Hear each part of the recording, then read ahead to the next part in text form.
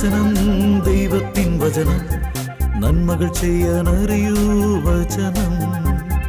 വചനമറിഞ്ഞാൽ ആത്മാവുണരും ഹൃത്തിൽ. വചനം വചനം ദൈവത്തിൻ വചനം. വചനം വചനം ദൈവത്തിൻ വചനം.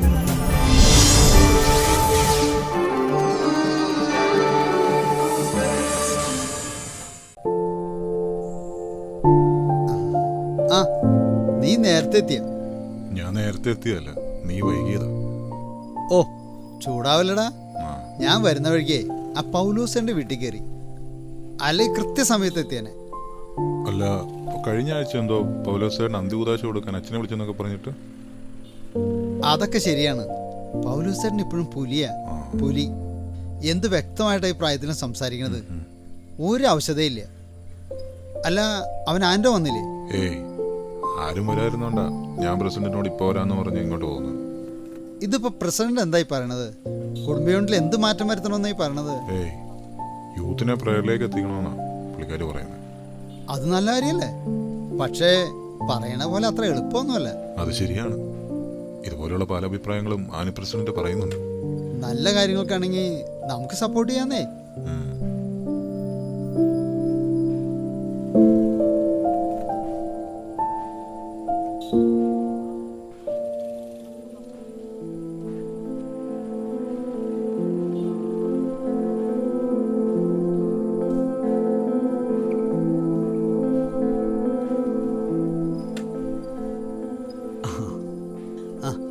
പതിവില്ലാതെ എന്താ ഇന്ന് രണ്ടുപേരും പള്ളിയിൽ? ജോയി, അല്ല, നിങ്ങൾ ഞായറാഴ്ചകളിലാണല്ലോ സാധാരണ പള്ളിയിൽ കാണാറ്. ഇങ്ങനെ ഇട ദിവസങ്ങളൊന്നും കാണാറില്ലല്ലോ. എന്താ ചേച്ചി, ഒരു വിഷമം പോലെ? എന്തെങ്കിലും വയ്യായി ഉണ്ടോ? വല്ല അസുഖം വല്ലതും? ഏയ്, അതൊന്നുമല്ല. അത് പിന്നെ ഇങ്ങനെ വിഷമത്തോടെ നിൽക്കണാണ്ട് ചോദിച്ചതാ. ജോയി, നിങ്ങളുടെ പ്രാർത്ഥനാ ഗ്രൂപ്പിൽ പ്രാർത്ഥിക്കുമ്പോൾ ഞങ്ങളുടെ കുടുംബത്തിന് വേണ്ടി കൂടി ഒന്ന് പ്രാർത്ഥിക്കണം. ഏയ് മേരി, എന്താ ഇത്? ആൾക്കാർ ശ്രദ്ധിക്കുന്നുണ്ട് കേട്ടോ. എന്ത് പറ്റിയോണ ചേട്ടാ? എനിക്ക് നിങ്ങളെ കണ്ടപ്പോൾ തന്നെ തോന്നി എന്തോ പ്രശ്നമുണ്ടെന്ന്. എന്നോട് പറയാൻ പറ്റാണെങ്കിൽ പറയും. അത് പിന്നെ ഞങ്ങളുടെ മകൻ ചെറിയൊരു പ്രോബ്ലത്തിലാണ്. എന്താ ഏട്ടാ, എന്താ പറ്റിയത്? ആരോടും ഒന്നിനുമില്ലാത്ത വളരെ സൽസ്വഭാവിയായിരുന്ന മകനായിരുന്നു ജോയി, ഞങ്ങളുടെ മോൻ. അത് പിന്നെ എനിക്കറിയില്ലേ ജോസ് മോനെ, അവൻ എന്താ പ്രോബ്ലം? കഴിഞ്ഞ ദിവസം അവൻ്റെ മുറിയിൽ കയറിയപ്പോൾ ഇവൾക്കെന്തോ സിഗരറ്റിൻ്റെ മണം കിട്ടിയെന്ന് പറയുന്നു. ഞാൻ മുമ്പ് വലിക്കായിരുന്നു. അത് 10-25 വർഷങ്ങൾക്ക് മുമ്പാ. ഞാൻ പറയണത് ഞാനിപ്പോൾ അങ്ങനത്തെ ഒന്നും ഉപയോഗിക്കാറില്ല. ഓ, അതാണ് ഇത്ര വലിയ കാര്യം. അതിനെത്ര നിങ്ങൾ വിഷമിക്കണെന്തിനാ? അതൊരു കുസൃതി, അത്രയും കണ്ടാൽ മതി. അതൊന്ന് വിളിച്ച് ശാന്തമായിട്ട് ഉപദേശിച്ചാൽ മാറാവുന്ന കേസേ ഉള്ളൂ. വേണമെങ്കിൽ അവനെ പേഴ്സണലായിട്ട് വിളിച്ച് ഞാൻ സംസാരിക്കാം. ചേച്ചി, ഈ പ്രശ്നത്തിൻ്റെ പേരിലാ ഇങ്ങനെ കരയും ബുദ്ധിമുട്ടുകയും ചെയ്യുന്നെങ്കിൽ അത് വേണ്ട കേട്ടോ.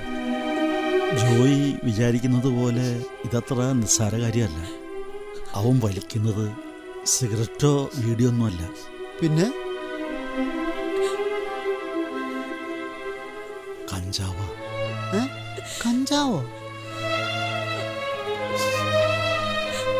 അതെ, എന്തിനും ഏതിനും ഞങ്ങൾ കൂടെ നിന്നിട്ടേ ഉള്ളൂ. ഒന്നേ ഉള്ളൂ എന്ന് കരുതി അവന്റെ എന്താഗ്രഹങ്ങളും ഞങ്ങൾ നടത്തി കൊടുത്തിട്ടേ ഉള്ളൂ. എന്നിട്ടും അല്ല, അവനുമായിട്ട് ഈ വിഷയത്തെപ്പറ്റി നിങ്ങൾ സംസാരിച്ചില്ലേ? സംസാരിച്ചപ്പോഴെല്ലാം അവൻ വല്ലാതെ വയലന്റ് ആവുന്നു. ഇത്രയും ദേഷ്യത്തിലും പുച്ഛത്തിലും ഒന്നും അവൻ ഇതുവരെ ഞങ്ങളോട് ഇങ്ങനെ സംസാരിച്ചിട്ടില്ല. എന്നെ വിഷമിപ്പിച്ചത് അതല്ല ജോയി, അവൻ ചേട്ടനെ പിടിച്ച് തള്ളി.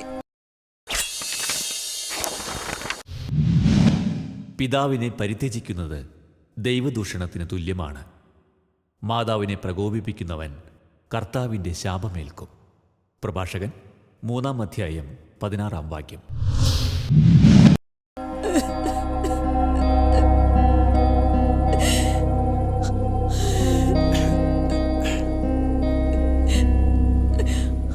എന്നിട്ടിപ്പോ ആളെവിടെയുണ്ട്?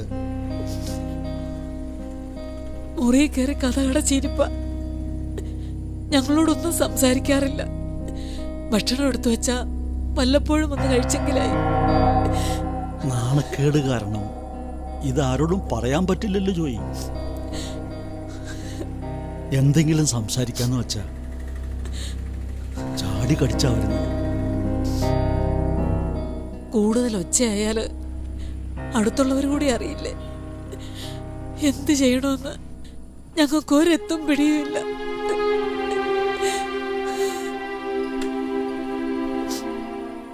ഞാൻ പ്രാർത്ഥിക്കാൻ ചേച്ചി. അധികം വയ്യാതെ അവനെ ട്രീറ്റ് ചെയ്യണ കാര്യത്തിൽ ഞാനൊരു ദിവസം ചേട്ടനെ കാണാനെന്ന രീതിയിൽ വീട്ടിൽ വരാം. നിങ്ങൾ ധൈര്യമായിട്ട് പോകും, അവൻ ശരിയാവും. ഇന്ന് ഗ്രൂപ്പിൽ ഞാൻ പ്രത്യേകം പ്രാർത്ഥിച്ചോളാം. നിങ്ങൾ വിഷമിക്കാതിരി, കർത്താവ് അവനെ നേരെ ചൊവ്വെ കൊണ്ടുവരും.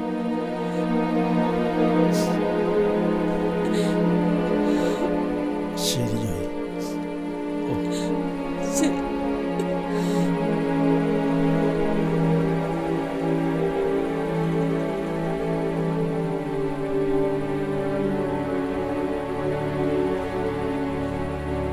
എന്താണ് നീ ആലോചിക്കുന്നത്?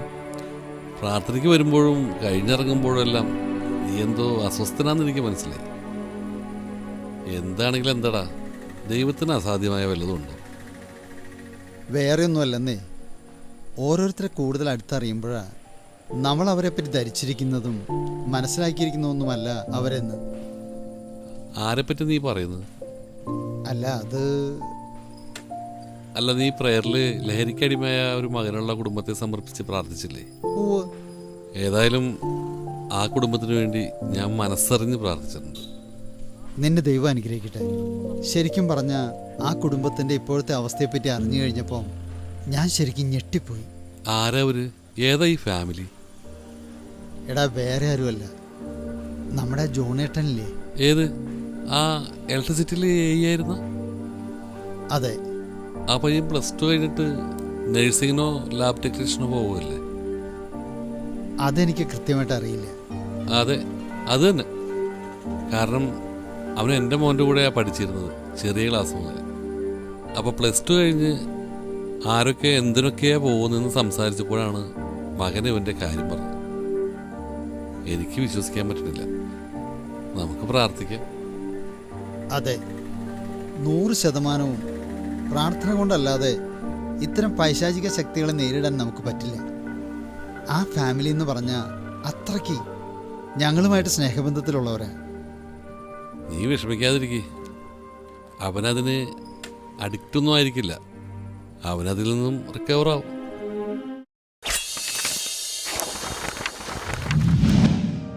മനുഷ്യർക്ക് അസാധ്യമായത് ദൈവത്തിനു സാധ്യമാണ്. ലൂക്ക 18-ാം അധ്യായം 27-ാം വാക്യം.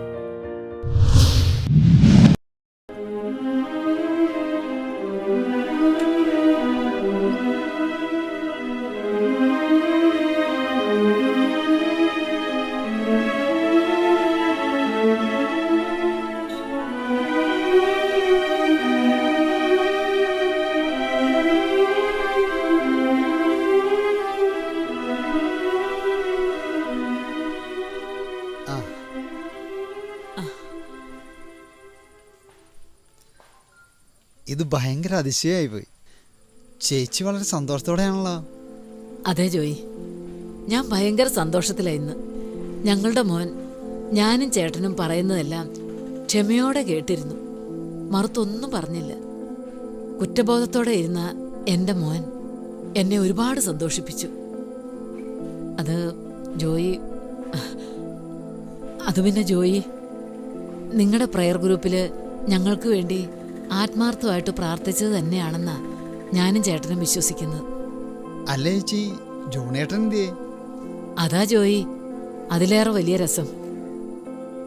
ഞങ്ങൾ പറയുന്നതെല്ലാം കേട്ട് ഒന്നും മിണ്ടാതെ എണീറ്റ് പോയ മോൻ അല്പസമയത്തിന് ശേഷം തിരികെ വന്ന് ഞങ്ങളോട് ക്ഷമ പറഞ്ഞു. കൂടാതെ ട്രീറ്റ്മെന്റിന് ഡോക്ടറെ അടുത്ത് പോകാൻ റെഡിയാണെന്നും പറഞ്ഞു. ഇപ്പോൾ അപ്പച്ചനും മോനും കൂടി ഡോക്ടറെ അടുത്ത് പോയിരിക്കുക. ഏതായാലും ഇത് ഭയങ്കര അതിശയമായിരിക്കുന്നു ചേച്ചി. ഞാൻ പറഞ്ഞില്ലേ, അവനൊരു കുഴപ്പമില്ലാതെ നോർമൽ ലൈഫിലേക്ക് തിരിച്ചു വരും. അത് ഉറപ്പാ. ചേച്ചി, നിങ്ങൾ ഈ അനുഗ്രഹത്തിന് ദൈവത്തിന് നന്ദി പറയും. നഷ്ടപ്പെട്ടതിനെ ഞാൻ അന്വേഷിക്കും. വഴിതെറ്റിപ്പോയതിനെ ഞാൻ തിരികെ കൊണ്ടുവരും. മുറിവേറ്റതിനെ ഞാൻ വച്ചുകെട്ടും. ബലഹീനമായതിനെ ഞാൻ ശക്തിപ്പെടുത്തും. കൊഴുത്തതിനെയും ശക്തിയുള്ളതിനെയും ഞാൻ സംരക്ഷിക്കും. നീതിപൂർവം ഞാൻ അവയെ പോറ്റും. എസക്കിയേൽ 34:16 പറയും. തീർച്ചയായും അത് ഞങ്ങള് 100 ആവർത്തി ചെയ്തു കഴിഞ്ഞു. ആ പീറ്ററെ, ആ പീറ്ററെ, മേരി ചേച്ചി പറയായിരുന്നേ ചേച്ചിയുടെ മകന്റെ കാര്യം. ഇപ്പം മകൻ നല്ല അനുസരണമുള്ള കുട്ടിയായി. ഞാൻ കഴിഞ്ഞ ദിവസം കൂടി ഞാൻ മറ്റൊരു പ്രയർ ഗ്രൂപ്പിൽ നിങ്ങളുടെ കുടുംബത്തിന് വേണ്ടി പ്രാർത്ഥിച്ചതേ ഉള്ളൂ. അവൻ മിടുക്കനാകും ചേച്ചി. എല്ലാവരോടും നന്ദിയുണ്ട്. എങ്കിൽ ഞാൻ ചെല്ലട്ടെ. ആ ശരി. ആ.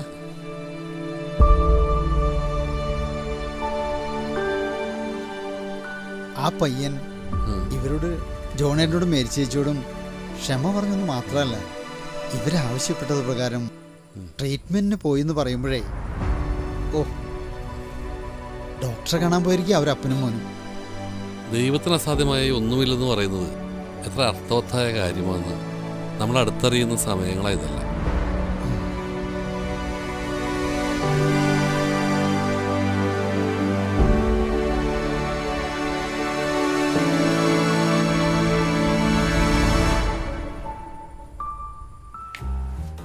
ആ ഹലോ, പറടാ.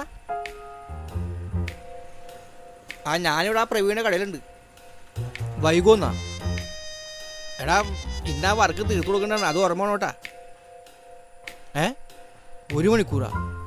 ആ അത് കുഴപ്പമില്ല. അപ്പോഴൊക്കെ ഞാൻ തുടങ്ങി വെച്ചോളാം. നീ ഇതിപ്പോൾ എവിടെയാണ്? ആശുപത്രിയില്ല? എന്തു പറ്റിയടാ? പോയിസനാ? ഇപ്പൊ സീരിയസ് ആണാ?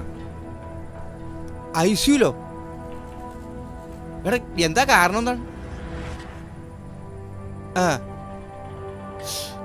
ഓഹോ, ഏയ്, ഇവനൊക്കെ ഒരു കണക്കിനും ജീവിക്കരുത്. പിന്നല്ലാതെ തീർന്നങ്ങോട്ട് പോണം. ഈ മയക്കമരുന്നും കഞ്ചാവൊക്കെ വലിച്ചു കയറ്റിയിട്ടേ സാവധാനം ചാകുന്നതിലും നല്ലതല്ലേ ഒറ്റയടിക്ക് വിഷം ഓടിച്ചങ്ങോട്ട് തീർന്നു പോണത്. ഓ ആയിക്കോട്ടെടാ. ആ നീ വന്നാ മതി. ആ ശരി ശരി.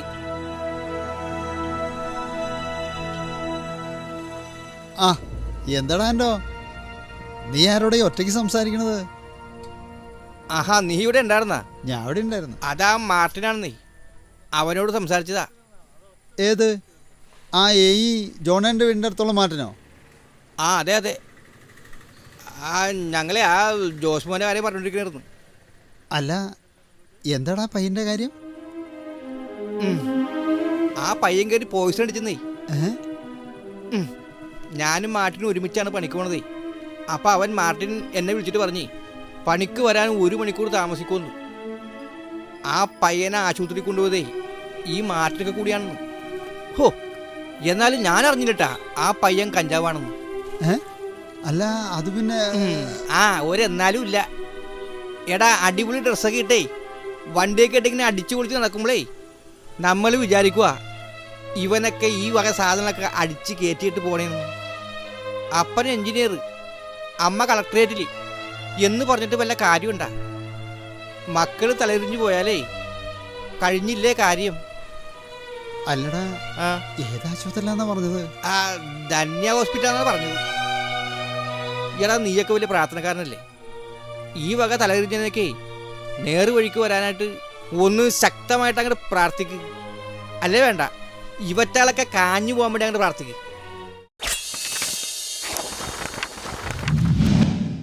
ജീവിതത്തെ സ്നേഹിക്കുകയും നല്ല ദിവസങ്ങൾ കാണാൻ ആഗ്രഹിക്കുകയും ചെയ്യുന്നവൻ തിന്മയിൽ നിന്ന് തൻ്റെ നാവിനെയും വ്യാജം പറയുന്നതിൽ നിന്ന് തൻ്റെ അധരത്തെയും നിയന്ത്രിക്കട്ടെ. 1 പത്രോസ് 3:10 ഞാൻ പോണ്ടാ.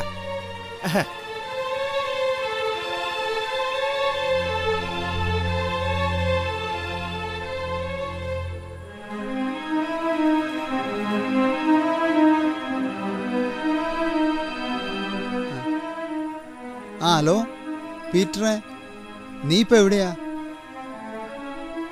ആ ശരി, ഞാൻ അങ്ങോട്ട് വരാം. അതെ, നമുക്ക് ഒരിടം വരെ പോകേണ്ടി വരും.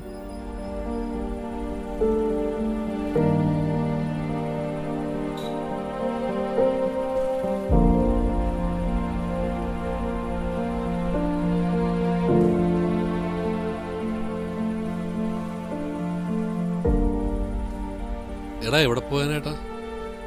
എടാ നീ അറിഞ്ഞില്ലേ? എടാ പയ്യന്റെ കാര്യമല്ലേ? അത് ഞാൻ അറിഞ്ഞു. സംഗതി നേരാ, ധന്യ ഹോസ്പിറ്റലാന്നാ പറഞ്ഞത്. എല്ലാം ശരിയായെന്ന് പറഞ്ഞപ്പോ എന്തത് ഇങ്ങനെ? എന്തായാലും നമുക്ക് അവിടെ വരെ ഒന്ന് പോകണ്ടേ? അത് പിന്നെ പോകണ്ടേ, നമുക്ക് പോവാം. ഓ, ആ ജോണേട്ടനും മേരി ചേച്ചിയും ഇതെങ്ങനെ സഹിക്കുമെന്നാ? നീ വണ്ടിയിട്.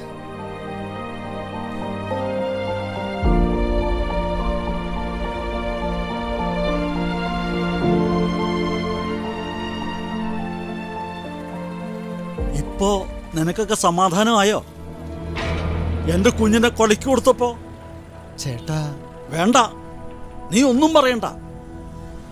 ഓ, എന്റെ ഏത് കഷ്ടകാല സമയത്താണാവോ നിന്നെ പള്ളിവണ്ടിത്ത് വെച്ച് കണ്ടതും അങ്ങനെയൊക്കെ സംസാരിക്കാൻ തോന്നിയതും. ചേട്ടാ, ഞങ്ങൾ എന്ത് ചെയ്തെന്നാ? എന്ത് ചെയ്തുന്നോ? നീയൊക്കെ കൈവിരിച്ചു നിന്നേ ജോണിന്റെ മേരിയുടെയും മകൻ ജോസ്മോന്റെ ലഹരി മരുന്ന് ഉപയോഗം മാറ്റിത്തരണമേ എന്ന് പറഞ്ഞ് അലറി വിളിച്ച് പ്രാർത്ഥിച്ചില്ലേ? എന്റെ പൊന്നോ, നന്ദിയുണ്ട്. നിന്റെയൊക്കെ പ്രാർത്ഥനയെ ദൈവത്തിന്റെ അടുത്ത് എത്തുന്നതിന് മുമ്പേ നാട്ടുകാർ തെണ്ടികൾ ഏറ്റെടുത്ത് എന്റെ മോനൊരു പേരുവിട്ടു, കഞ്ചാവ്. പിന്നെ വന്നവരും പോണവരും എല്ലാം വിളിച്ചു പറഞ്ഞു കഞ്ചാവെന്ന്. എന്റെ മോനെ കളിയാക്കി കുറ്റപ്പെടുത്തി. ഒടുവിൽ മനം നൊന്ത എന്റെ കുഞ്ഞ് ഈ കടുങ്കൈ ചെയ്തത്.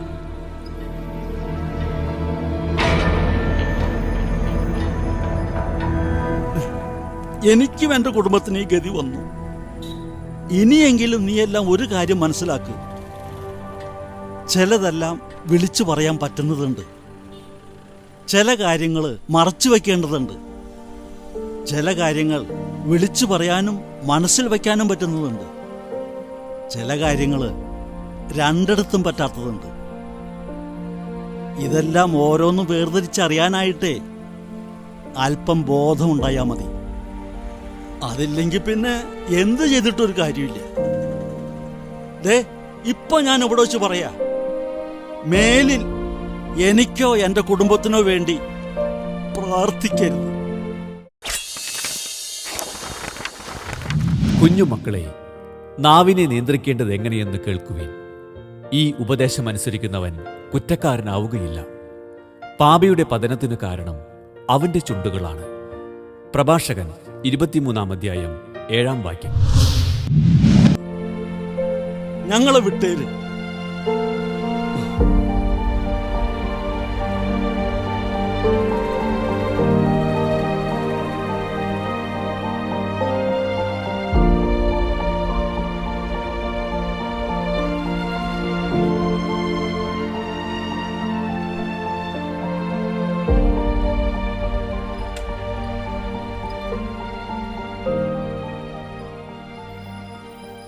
എന്താ എവിടെയാ സംഭവിച്ചതെന്ന് എനിക്കറിയില്ല. എന്തായാലും അങ്ങേര് പറഞ്ഞത് ശരിയാണെങ്കിൽ നമ്മുടെ പക്കൽ നിന്നും ഇതുപോലെ സംഭവിച്ചിട്ടില്ല എന്നാ ഞാൻ ചിന്തിക്കുന്നത്. ജോയി, ഈ പറഞ്ഞ ജോണേട്ടൻ്റെ കുടുംബത്തിന് വന്ന ദുരന്തത്തിൻ്റെ എല്ലാം പൂർണ്ണമായ ഉത്തരവാദിത്വം എനിക്ക്. ജോർജിൻ്റെ വീടിനടുത്തുള്ള ആ ചെറിയ ഹോളിലെ പ്രാർത്ഥനയ്ക്കിടയ്ക്ക് ഈ ജോണേട്ടൻ്റെ കുടുംബത്തെ പേരെടുത്ത് പറഞ്ഞ് സമർപ്പിച്ച് പ്രാർത്ഥിച്ചു. ഓഹോ, ഞാൻ വിചാരിച്ചു അവരെന്നോട് പറഞ്ഞതുപോലെ തന്നെ മറ്റാരോടെങ്കിലും പറഞ്ഞിട്ട് അവരാരെങ്കിലും ആയിരിക്കുന്നു. ഇത് ഇത്രയും വലിയ പ്രശ്നമാവുമെന്ന് ഞാൻ വിചാരിച്ചില്ല. ഏയ്, ഇത് നിനക്ക് മാത്രമല്ല. ആവേശത്തിൻ്റെ പുറത്ത് പരിസരം മറന്ന് മറ്റുള്ളവർക്ക് വേണ്ടി പ്രാർത്ഥിക്കുന്ന എല്ലാവർക്കും ഒരു പാഠമാകണം. നമ്മുടെ പ്രാർത്ഥനകൾ മറ്റുള്ളവരെ കാണിക്കാനായിട്ടാകരുത്. നമ്മുടെ നന്മകൾ ദൈവം മാത്രം അറിഞ്ഞാൽ മതി. ധർമ്മദാനം ചെയ്യുമ്പോൾ അത് ആരും അറിയാത്ത രീതിയിലായിരിക്കണമെന്നല്ലേ പറയണത്. ഒരു കൈ ചെയ്യണത് മറുകൈ അറിയരുതെന്ന് പറഞ്ഞ പോലെ മറ്റുള്ളവർക്ക് നന്മ വരണമെന്ന് കരുതി ചൊല്ലുന്ന ചില പ്രാർത്ഥനകൾ അത് രഹസ്യങ്ങൾ അറിയുന്ന തമ്പുരാൻ മാത്രം അറിയുന്ന രീതിയിലാകണം.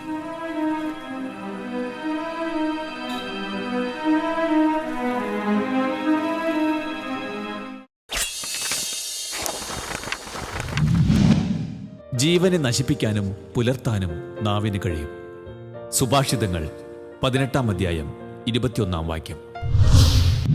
നിങ്ങളുടെ വിലയേറിയ അഭിപ്രായങ്ങളും നിർദ്ദേശങ്ങളും ഞങ്ങളെ അറിയിക്കുക. ദി പ്രൊഡ്യൂസർ, വചനം പറയുന്നത്, divine vision, divine retreat centre, Muringoor PO, Chalakudy 680309. Phone 8891952600. Email വചനം പറയുന്നത് @gmail.com.